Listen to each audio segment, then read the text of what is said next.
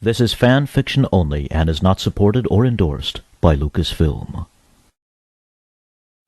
Star Wars Malignant Metamorphosis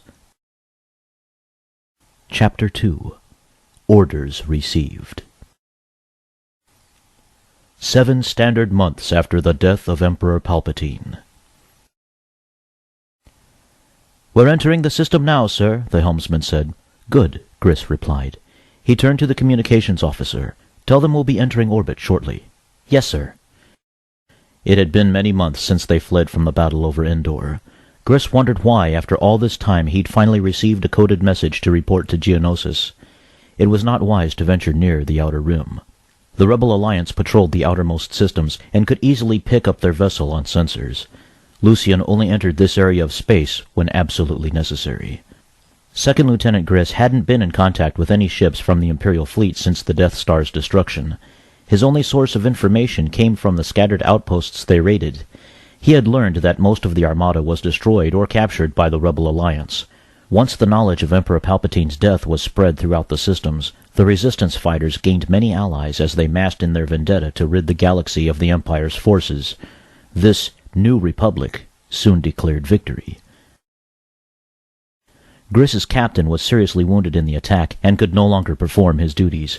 His vessel, badly scarred and damaged, had barely made it out of the system. Lucian knew it was his duty to stand fast and destroy as many rebel ships as possible, but that would have been suicidal. His decision to flee was his only option in order to save his life. Except for the few raids they made on the outer planets to keep the ship functioning and sustain the crew during these long months, Gris had stayed within the relative safety of the enormous asteroid field. So far, he had managed to evade the New Republic's patrols during their incursion inside the Outer Rim. With no orders and no communication with any of the fleet, Gris sometimes thought about surrendering to the Alliance, but he feared the consequences of such an act. He was glad that he had decided to hold out. After all this time, the Imperial fleet must have reassembled. The Empire had surely regained its control over the galaxy. When his shuttle landed on Geonosis, Gris was escorted to the main council chamber in the subterranean city. When seated at the huge oblong table, the young man expected to see many others from the fleet. There were only a few officers that he recognized among the various life forms that had gathered here today. Were their destroyers the only ones that were summoned? It was inconceivable that only 8 Star Destroyers remained of the entire Armada. Of all the countless ships in the most powerful fleet in the galaxy, that would just be impossible. As Lucian Gris looked around the huge hall, he was surprised to see members of the Trade Federation in attendance after hearing the rumors of the massacre on Mustafar. Many of their leaders had been a part of the separatist movement. It was rumored that Emperor Palpatine had ordered their execution. He always sent Darth Vader to do his bidding. This one man alone, if you could call such a dark, menacing presence truly a man, slaughtered all who were there. Not one soul was spared. Thinking of the former Lord Vader sent chills up Gris's spine. Vader was the Emperor's most loyal servant, and he enforced every one of Palpatine's orders. He had forced his way into the temple on Coruscant and eradicated all within.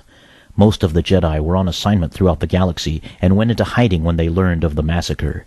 They'd escaped death, but Vader hunted each and every one of them down through the years. All the Jedi were all dead now. Darth Vader had eliminated his master's enemies.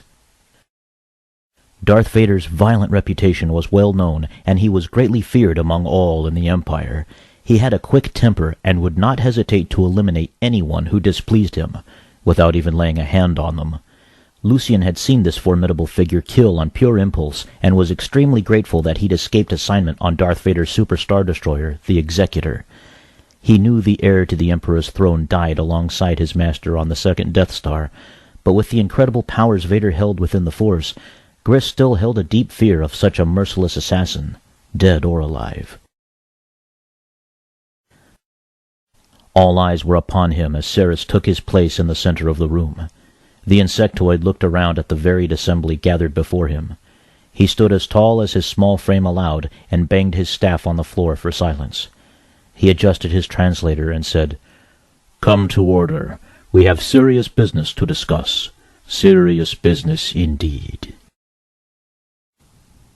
Back on board his vessel, in the privacy of the captain's cabin he now occupied, Gris pondered the unexpected turn of events.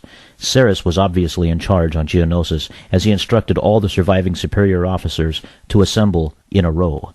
Lucian Gris had risen and joined these men in the line.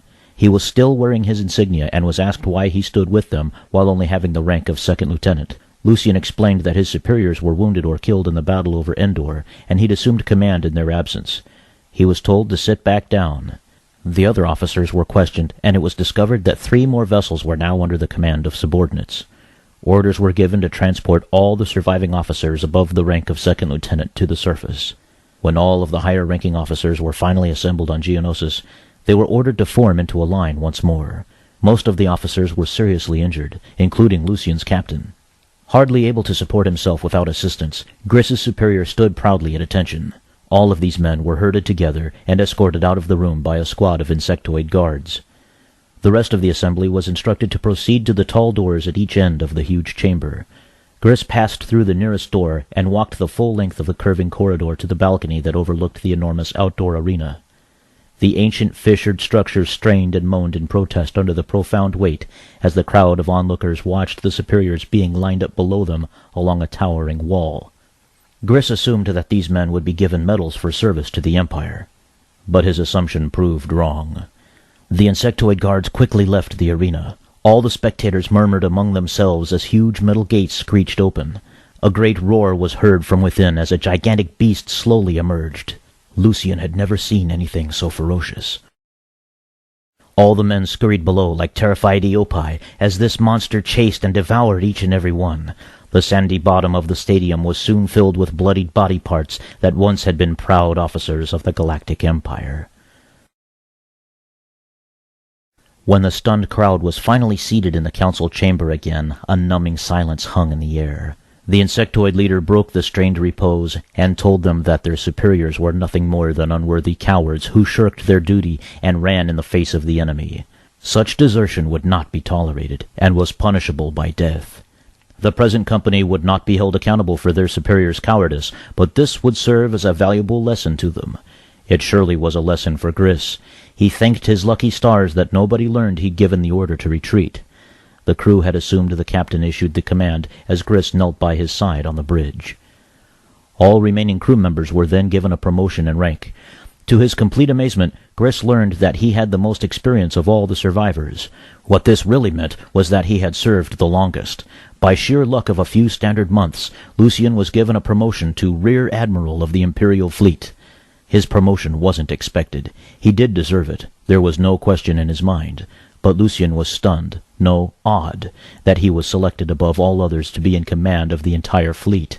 The rank given him was an honor to say the least. The new commander was told that the assignment he was assigned to would be the most important undertaking since the fall of the Empire. The task placed before him would be significant to his career.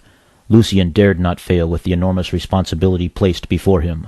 The young man could never have imagined how many years would pass before this vital mission was accomplished.